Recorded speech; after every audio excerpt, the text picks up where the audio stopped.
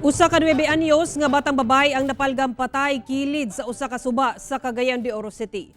Ang detalye sa live report ni Cyril Chavez. Cyril.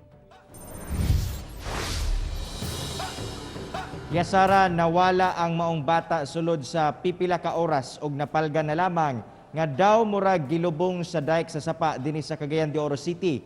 Busa kabanay sa biktima na nawagan og hustisya.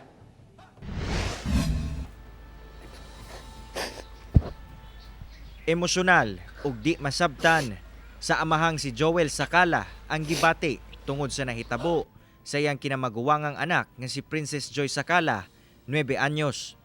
Kapin 14 ka oras nawala si Princess ug napalgan nga daw gilubong sa balasong bahin kilid sa dike sa Suba sa Zone 1 Estakahan, Barangay Agusan, Cagayan de Oro City. Nagtrabaho ang mga ginikanan ni Princess diyang nahitabo ang insidente ug wa sila magdahom nga mawala og mamatay ang ilang anak. Sa inisyal nga resulta sa autopsy, nakita nga adunay choke marks ang liog sa bata ug duha ka bunog sa likod nga bahin sa iyang ulo. Ako lang kung kinsa manggali mo nagkuha sa akong anak. Surrender na yung taon mo. Wa man ay sala akong anak nagbipaydad. Busa ang kapulisan, padayon ang pag-imbestiga, pinaagi sa pagkuha og impormasyon gikan sa mga residente, ingon man mga trabahante sa dike project sa lugar. Ongoing ato investigation nga if ever nga na ay suspect, so identify man siya kung nakakita gina. So ato nga kailan kaso na to.